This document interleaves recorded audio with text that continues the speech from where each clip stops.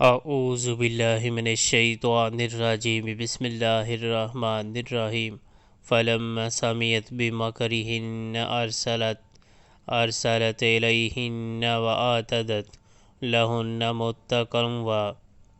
متکئا وآتت کل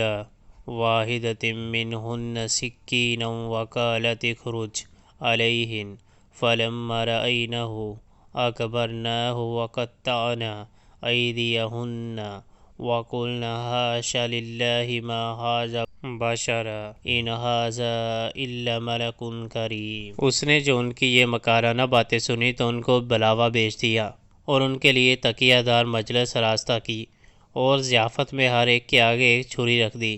پھر عین اس وقت جب کہ وہ پھل کاٹ کاٹ کر کھا رہی تھی اس نے یوسف علیہ السلام کو اشارہ کیا کہ ان کے سامنے نکل آ۔